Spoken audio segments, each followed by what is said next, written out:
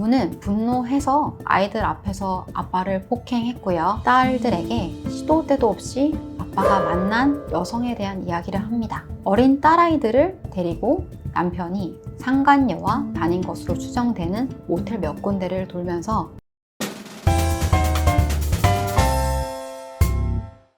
안녕하세요. 이혼 전문 조유라 변호사입니다. 우리가 배우자와 이혼하기로 결심한 순간 뭐부터 찾아볼까요? 네이버에 이혼할 때 주의할 점 검색해 보실 것 같고요. 또 유튜브도 많이 검색해 보실 것 같습니다. 검색하면 보통 이런 정보들이 나오는데요. 배우자로부터 어떻게 하면 위자료나 재산을 더 많이 받을 수 있을지, 그리고 양육비에 대한 정보들이 나올 겁니다. 여기서 공통점은 바로 돈에 관련된 내용이라는 것이죠. 물론 배우자와 이혼하기로 결심하셨다면 홀로서기에 필요한 돈 무척 중요하죠. 하지만 돈보다 중요한 게 있다면 무엇일까요? 저는 바로 자녀라고 생각합니다. 오늘은 제가 9년간 여러 가지 상담 사례를 쌓아오면서 느낀 최악의 부모와 최고의 부모 두 가지 사례에 대해서 말씀드리려고 합니다. 오늘 주제는 단순히 어떻게 하면 자녀의 양육권 확보할 수 있는지가 아니고요. 어떻게 하면 아이들의 상처를 최소화하면서 이혼할 수 있는지에 대해 말씀 나눠보려고 합니다. 부모가 이혼할 때 실제로 아이들이 많이 힘들어 하나요? 이혼할 때 받는 스트레스가 배우자와 사별할 때 받는 스트레스보다 크다는 말이 있습니다. 그 정도로 이혼은 부부 당사자에게 큰 상처를 주는 일이죠. 자신의 의사에 따라 이혼하게 되는 당사자들도 이혼 과정에서 이렇게 힘들어 하는데 어린 자녀들은 부모의 이혼 과정에서 얼마나 더 큰 상처를 입겠어요. 실제로 제가 소송을 진행하다 보면 많은 분들이 아이가 갑자기 전과 다르게 말을 더듬는다, 이미 기저귀를 뗀 아이가 밤중에 실수를 한다는 등의 이야기를 종종 듣게 됩니다. 유년 시절에 겪은 사건 하나하나들은 아이들의 성장에 정말 큰 영향을 미치잖아요. 그렇기 때문에 단순히 이혼 소송을 유리하게 이끌어가기 위해서, 양육권을 확보하기 위해서 섣불리 행동하지 마시고 부모인 나의 행동이 이 아이에게 얼마나 큰 영향을 미칠 수 있을지를 진지하게 고심해 보셨으면 합니다.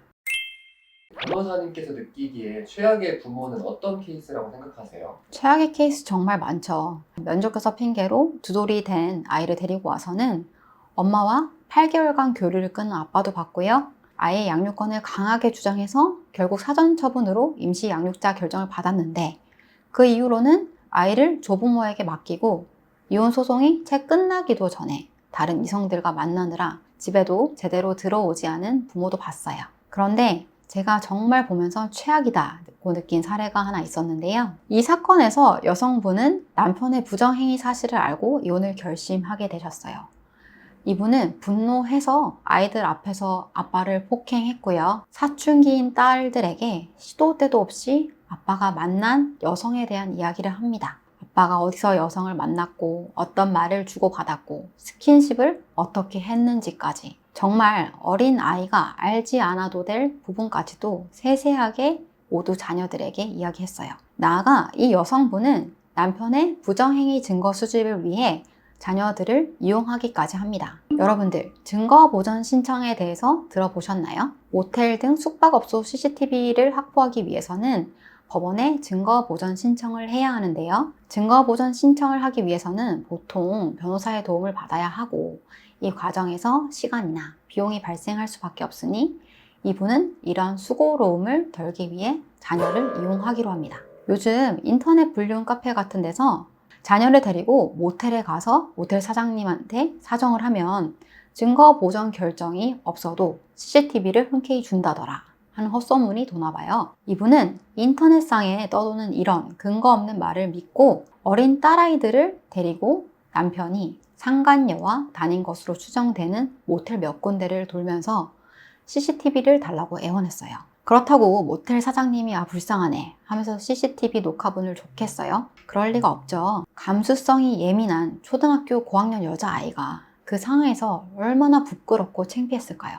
실제로 이 사건의 남편분은 평소에는 자녀분들에게 직접 밥도 차려주고 매일 카카오톡 메시지로 사랑한다고 애정 표현을 하고 주말마다 딸들이랑 맛있는 거 먹으러 가는 게 낙이라고 할 정도로 자녀분들과 좋은 관계를 유지하고 있었는데요. 딸들이 엄마로부터 아빠가 바람핀 이야기를 지겹도록 듣다 보니 아빠에 대한 증오심이 정말 심각하게 커졌던 것 같아요. 아이들은 아빠와의 면접 교섭조차 거부했고요. 심지어 친할아버지의 장례식장에도 참석하지 않았을 정도로 아빠와 자식 간의 관계가 완전히 단절되기에 이르렀습니다. 반대로 이혼 소송을 진행하면서 바람직한 부모의 사례도 있었을까요? 네, 그럼요. 같은 부모의 입장에서 나라면 저 상황에서 저렇게 할 수 있었을까?